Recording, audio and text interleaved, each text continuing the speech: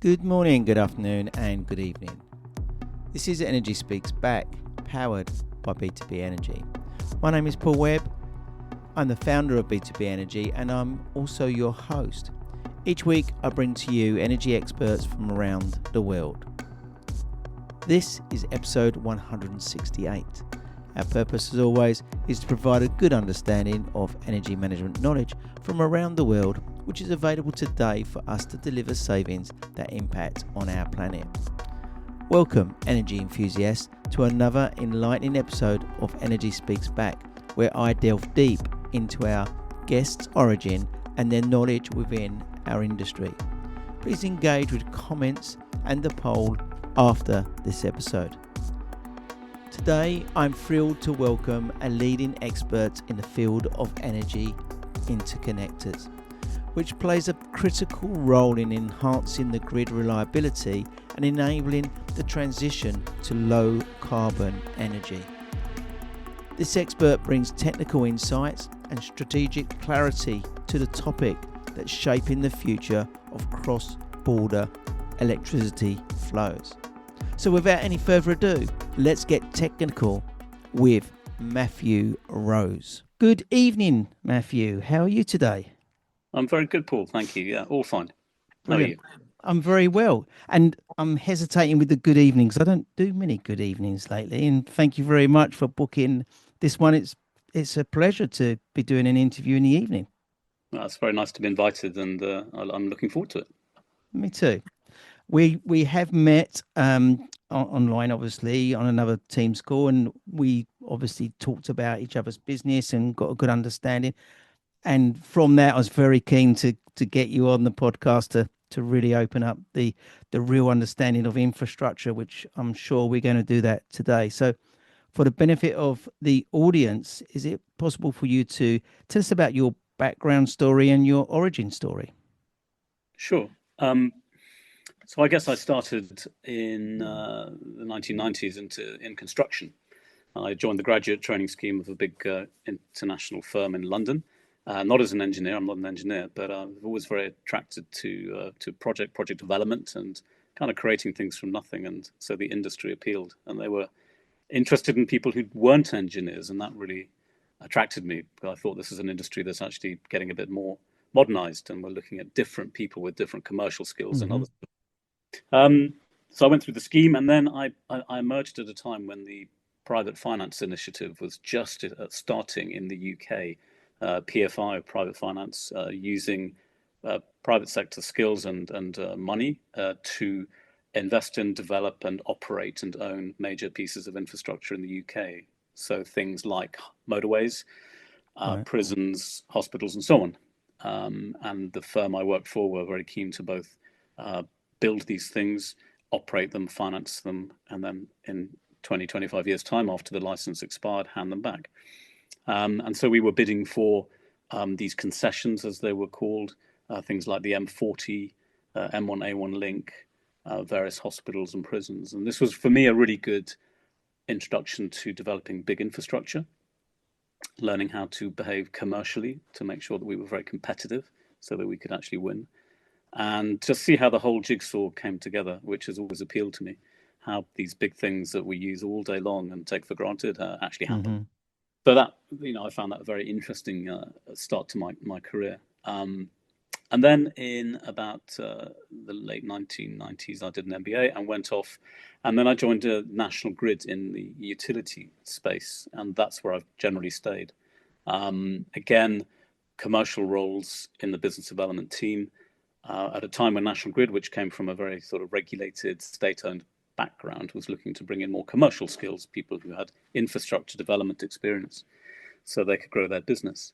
And I started off with quite a lot of overseas work in South America, Australia, North America, a mixture of looking at new opportunities to invest National Grid's money and try to grow the business beyond the regulated network business. And we did that for quite some time, and then gradually got to run my own first big project, which was converting the LNG facility at the Isle of Grain in Kent. That was in about 2003, where we converted it from a straightforward sort of safety device at the end of the network, gas network, into an ability to import LNG on ships from all around the world.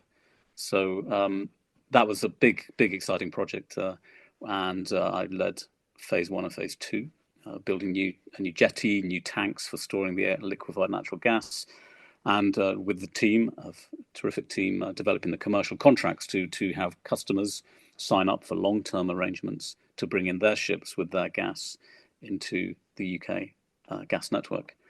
And that went well and reached financial close, and is now the biggest storage facility in Europe. And it's a very large import facility for Britain, can handle about 20% of our UK gas demand.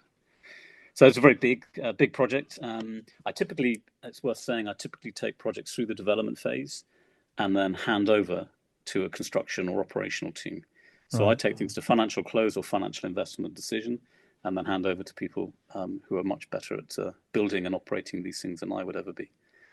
Do you go back on it at all? Is that once you've done that, then you're on to the next project, or is there an involvement? Do you get asked to go back and look at things, or?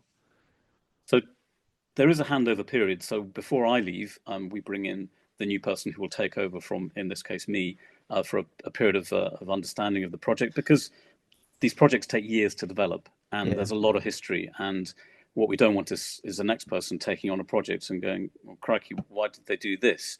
Or this seems illogical, or whatever. So we tried to make sure that there was always a good transition period between us. I have come back on projects, sometimes to sell them. So, for example, the company decided they wished to sell an asset or bring in different partners. And because of my history, I might have come back to look at the asset again. And really, I also just personally want to go down and see how it's getting on. There's nothing better than going to site and seeing the project you've worked on with your team for so many years, turning into a construction project and actually operating as a commercial venture. That's a really fantastic. Yeah, I can imagine that. So after that, then I moved sort of more back into the electricity side, and interconnectors, electricity subsea power cables linking Britain with other countries. We hadn't done one since the 1980s, when National Grid was then still a state-owned entity, and that was to UK to France. And there were lots of difficulties, regulatory difficulties, commercial, but UK Netherlands was the first opportunity that we looked at. So we developed that with our counterparts, and this is where a lot of my work is with joint venture organisations. So it might be 50% National Grid, 50% Tennet from the Netherlands, who are the grid operator of the Netherlands. So forming these joint ventures, working out how you're going to operate together, given that there are two jurisdictions, you've got two governments, two regulators, two companies. There's a lot going on, and you've usually got some international waters in between. So that also requires a joint team. Do you have two people to run it? Do you have one person? So there's a lot of human issues that have to be worked through, and corporate issues, which I find fascinating to enable these projects. So UK Netherlands was developed again. And where does it comes from? Netherlands into where? It comes into the Isle of Grain, as it happens, coincidentally. Really? Because that happens to be a particularly strong part of the electricity transmission network. All these connectors are quite big units, and they need strong... Was that before the power station or after this power station? It was after the power. So the power station was done some time ago, and I think that was an oil-fired power station from memory. The gas. And there was a BP oil refinery down there. So that whole Isle of Grain area has been used for decades as a bit of an energy hub. Then it went very quiet, and since these projects, it's come back quite strongly with Grain LNG, BritNed, and other interconnectors also.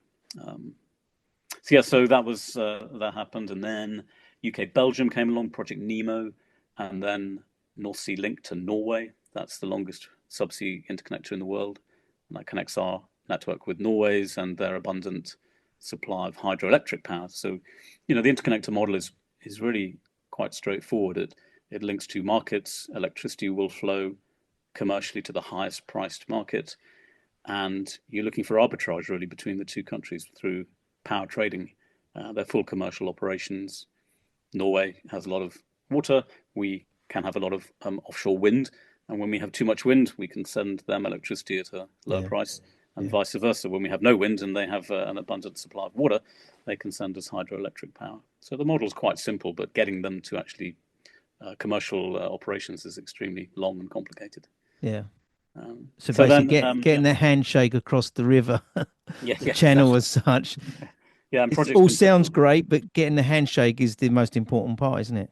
It is. And actually, that particular project had reached a certain development phase some years prior and collapsed because the government officials were concerned in Norway about the equilibrium between, were the projects fair? Was the project fair for both sides? And anyway, it came back and is now in full operation, and both countries are receiving the benefits of that, which is very good given the advent of renewables and the need for greater transmission networks. Yeah. And the flexibility of going with the not enough wind or too much wind or because we have got that issue, haven't we? We don't want to overproduce. It provides a good balancing process, doesn't it? Very, very much so. And in the old days, we had more stable, predictable supplies of fossil fuel powered electricity, coal, oil, and gas. And with intermittent renewables growing quite quickly, that needs a much stronger network, a transmission network, to move the power from where it's generated to where it's needed. So the grids across Europe and across the world are being sort of reinvented and rebuilt to a large extent. And that's without new transmission, we can't have the energy transition, really. So it's very important. So I did a few more of those and became head of business development for National Grid, looking after the portfolio of all these sort of projects in their development period. And then I moved in 2013 to set up on my own. I wanted to change my lifestyle a bit, which we might come back to later. And I became an associate of several companies, had my own company, and went off to Canada to help a Canadian client win a concession project to build a new AC transmission line across Alberta. Right. I went over and I just packed my bag and went off and lived and immersed myself with the client. And I think that's something I feel quite strongly about, that you need to really be part of that team to be trusted and to understand what's going on. Because if a client hasn't done this before, it's really hard to just advise from a laptop in England. Yeah. So we went off and they were also the incumbent, the regulated incumbent in Alberta. So they were very nervous and concerned about new competition coming into markets, and that's understandable and can be difficult to sort of deal with. But after about a year and a half's work, we, in a joint venture with another American company, won that project, and it's now built and operational. So and a very big oil city, isn't it, in Canada? Yeah. So Alberta's very oil and gas driven historically, and this project was to move more electricity up from the Edmonton region to the north, to the area of Fort McMurray, which is where the Canadians might get a lot of their gas, I suppose, and from the sands up there. But it needed a lot more power. Right. So that's happening now. Well, I mean, the trouble with these projects, of course, is that sometimes the business case, the logic can evolve, but it invariably evolves. And the key is to make sure and keep testing that your project is still relevant and can be commercially successful despite the evolving landscape. And we've seen in most of the projects I've mentioned, the business cases have evolved, usually staying on track, but what emerges at the end may look quite different from what it started out as. Do you ever have projects where you've worked on them and they just don't get over the line? Because you've rattled through quite a few projects that sort of happened. Yeah. I presume you're working on many projects at any one time. Yeah, sometimes. A recent example was advising a client down in Australia.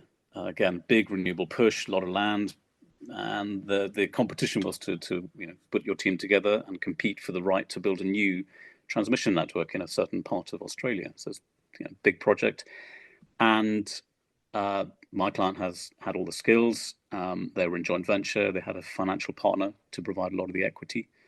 But at the end of the day, for a number of reasons, they decided to exit because there were concerns that the incumbent players down there had advantages. There were concerns about the supply chain. So over time, we developed a picture which said, actually, this is very difficult. It's possible for you to continue. You might secure the prize and win this, but their feeling was the effort and the risks were too great, and so we exited the process. And I've done that twice now in Australia. That was with a North American firm, and then I've exited with an Asian firm as well. So we I try to advise and help guide clients to come up with the right decision. It can go the other way sometimes. Sometimes a client can be overly concerned about an issue through either lack of experience or lack of market knowledge, perhaps. And sometimes we have to be a bit more positive and push a bit more and just say, actually, with as much evidence as I can muster, say it is worth going to the next stage. You can always jump off at the next stage, but it's worth another 6 months of activity. But not always. As I've said, we've pulled out of stuff and we've pushed to continue. So it moves around.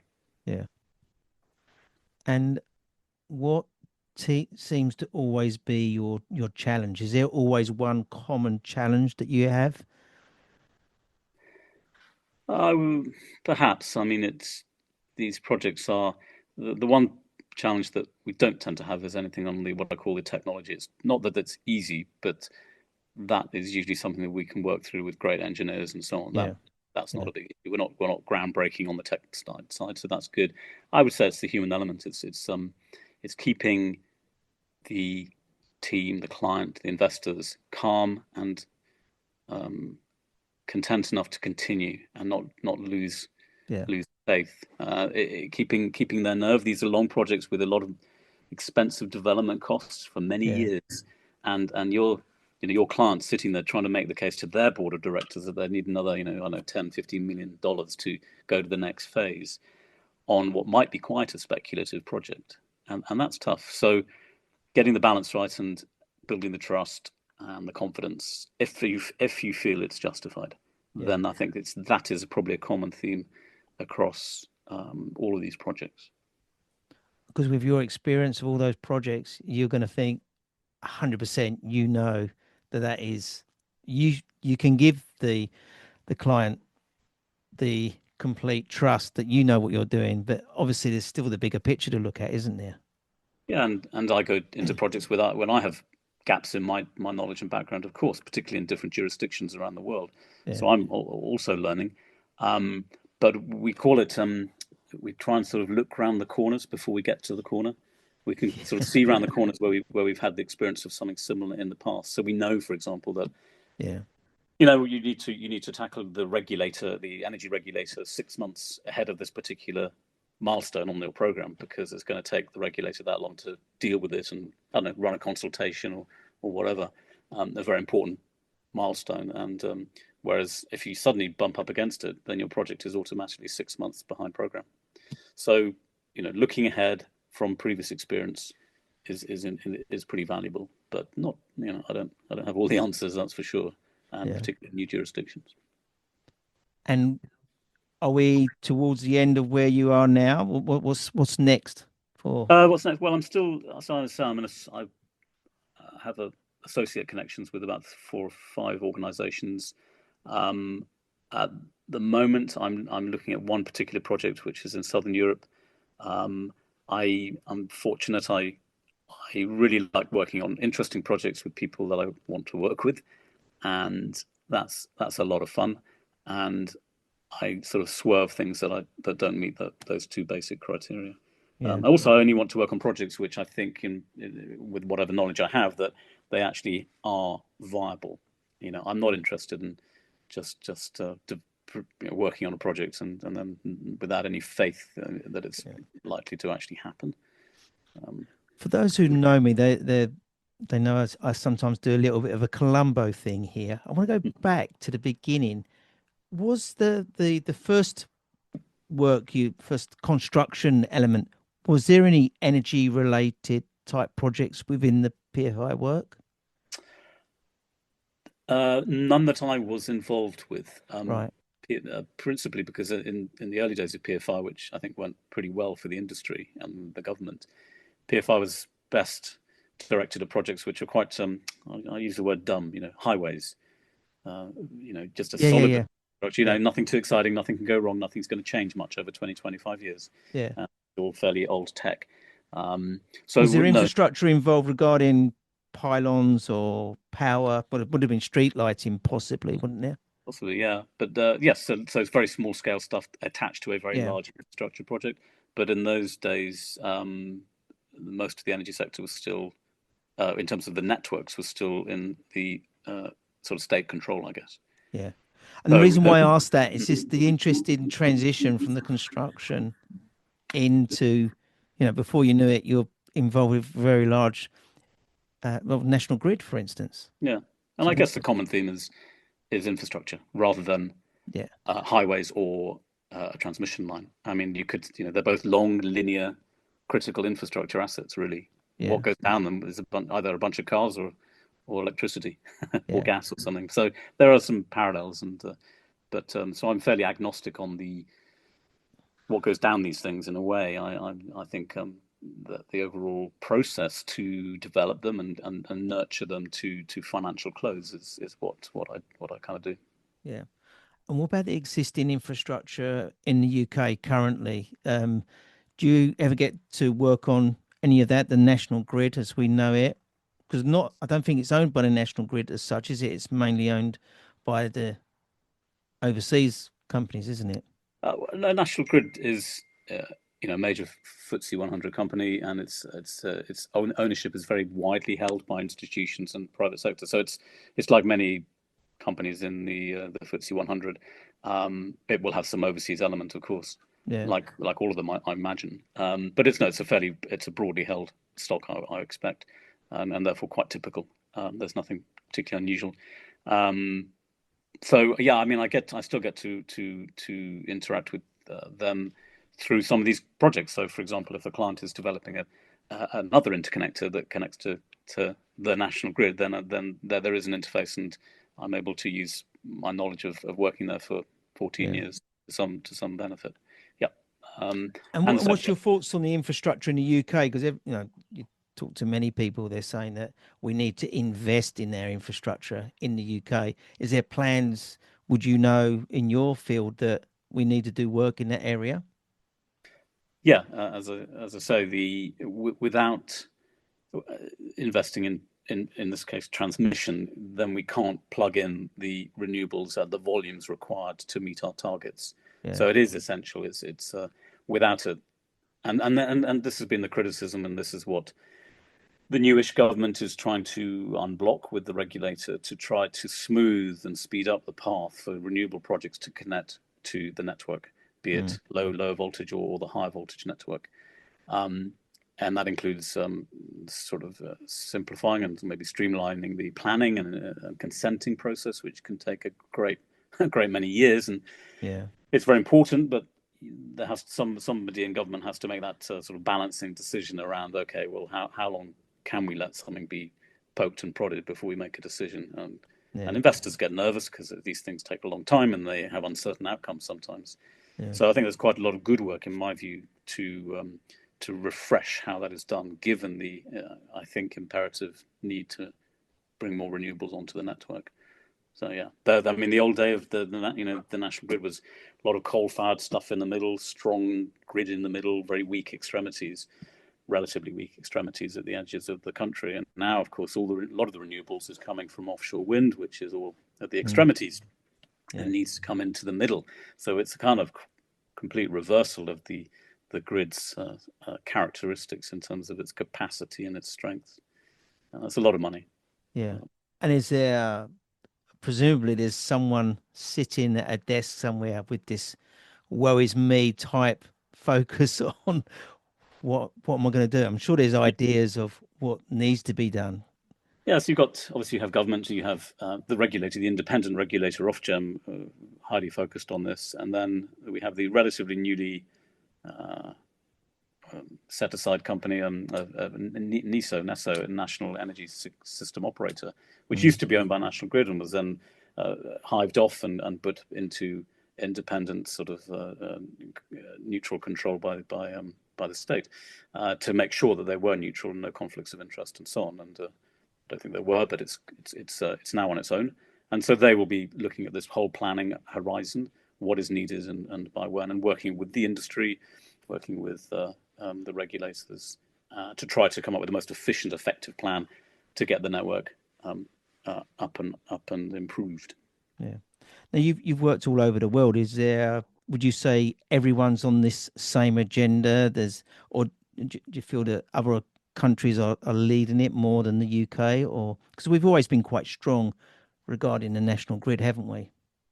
Yeah, I think we have, and the development of our regulatory system is a model that has been borrowed in many Yeah, jurisdictions. replicated.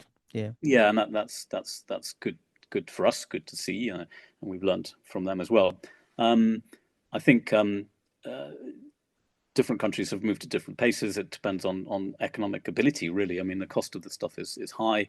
Yes, we have done well, relatively speaking, I think, although we can do a lot more. I think countries like China have actually done, a great deal, but it's often not reported. They have, I think, a real vested interest in getting the effects of climate change sort of under control a bit more if it's possible, and that requires investment in renewables, and they're doing a great deal. Um, but certainly, I think the pace of progress links entirely to economic ability, and I suppose our ability as well to then maybe sell or give away technology and help other countries Yeah. who would benefit from that, given it is And it's a not global just it's a global issue. technology giving away our knowledge and supporting the resource for that. Yeah, and there's no there's a great deal of money looking to invest in a lot of this stuff. There's no doubt. It's are the regulatory frameworks suitably stable and attractive? Are government policies around the world suitably supportive, or will a change of government create a hiccup, which of course institutional investors, absolutely hate? Mm. And these are difficult. These are big questions, and I think as having sat so often on the investor side, it definitely exercises their minds in their board meetings. It's a big issue. Yeah. And one thing I'm really keen to understand is I don't know whether I've mentioned this, but I am CGB. I was a CGB apprentice, and I was based at Bradwell Nuclear Power. No, Um, so I'm very familiar with the grid, national grid. As an apprentice, we had to learn all about the grid as such. hmm. What innovation have we seen? Have we seen advancement from obviously from the 90s to where we are today, or is it still evolving as well? Well, I think it's fairly calm, the development. I mean, as I say, I'm not an engineer or a technical person, so it's not an area I'm very well qualified to speak on. I mean, I think some of the things that sit around it, for example, um, trying to help people accept new transmission lines where they are absolutely needed, is an important change. So we've seen the creation of new designs for the transmission towers, or sometimes people call them pylons. Yeah, yeah. These are coming out of Hinkley Point C now in Somerset, and I've been down to see these new towers, and I watched the process when I was at National Grid, because it was a collaboration, I think, between National Grid and, is it the Royal College of Art, I think, and then a competition to design. And Right. by designing the new towers, I think the hope clearly has been that people will be more amenable to them being in their region where they live and work, and be less opposed to what are very important new transmission lines, without Yeah, which we can't transition to the renewables so easily. yeah, So things like that, I'm sort of more familiar with. The basic technology, yeah, we're always trying to make sure that the network is as efficient as possible, and this is where interconnectors go pretty well, because if you go from AC to DC power, then the losses on these lines, these cables, is reduced. There's a lot of cost to build the equipment, but the electricity losses are much reduced over long distances when you move to direct current.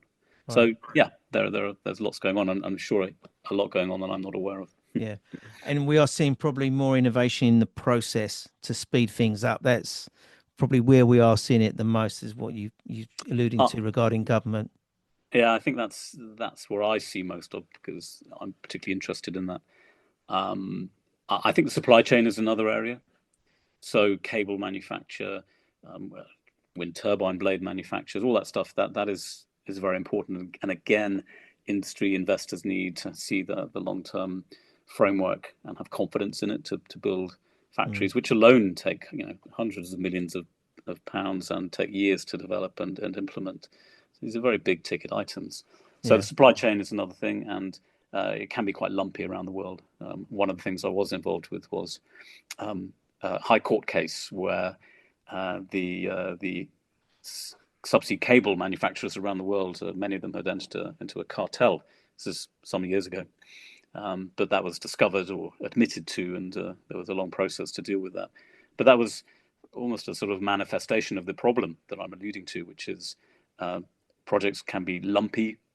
Companies producing cable and equipment have little certainty about what will happen when. It's very difficult for them to plan.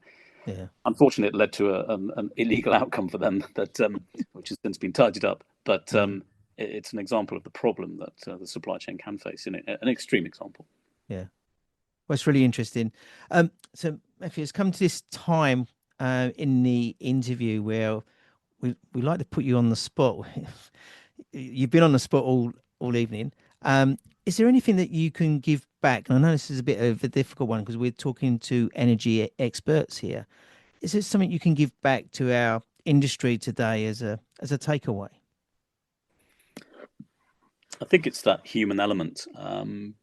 I've never seen a project fail on technology, on engineering or construction or anything like that. I see projects come into difficulties or fail because misunderstanding between people, concern about things which could be dealt with perhaps. So I think given how long these projects take to develop, years and years, and how many, often hundreds of millions of pounds just the development phase, let alone construction capex. Yeah. I think making sure that your stakeholders are clear about the end goal, that's usually quite easy, but helping them understand that getting there will not necessarily be a straight line. It will probably swerve all over the place, and to keep that in mind when they're going for the next bunch of permissions and budget to say, actually, we are not where we thought we were going to be, but we can still get back to where we want to go. That requires some bravery on the behalf of the client, the investors. So I think that is a key thing. And so a lot of my time has moved from sort of more from the practical project development to almost a sort of a coaching style with the client's project team, the team running the development, and helping them. Often these people haven't done it before, and helping them see through what can be quite a scary journey, and help them interact and communicate well with their bosses, who are actually going to approve the next phase or not. So I think it's helping them keep focused on the end goal, recognize the road there will be very swervy and bumpy. Sometimes you may have to just stop, and that's that. But usually these projects are, if they're well considered and thought through, are of significant national importance to one or two countries or more, and need to keep going, and will result in a good commercial investment for those investors, assuming these are private sector developments, and that's my background. Yeah. Do you know that advice you're giving there could be rolled out to any energy management infrastructure or project? I was involved with a particular solar, it's a £4 million solar project where there had to be investment into setting all this up, and all the way along the stage we had to make sure the stakeholder was familiar with what was going on and what the hiccups were. It is a bumpy ride because we're all going into the unknown basically. Indeed, and these interconnectors, they're great examples because they're connecting two countries, as I say, two governments, two regulators, two companies, two systems. It's very complicated. The UK-Germany project started in about 2016, got to financial close from memory in 2022. So that's 6 years of development. People changed, management changed, and now it's hoping to commission, probably will commission in 2028. So it's a very long time, 12 years. Yeah. Lots can happen. When they run the cable, this is a bit of a sideline question. Yeah. When they run the cable, where does it run from and to?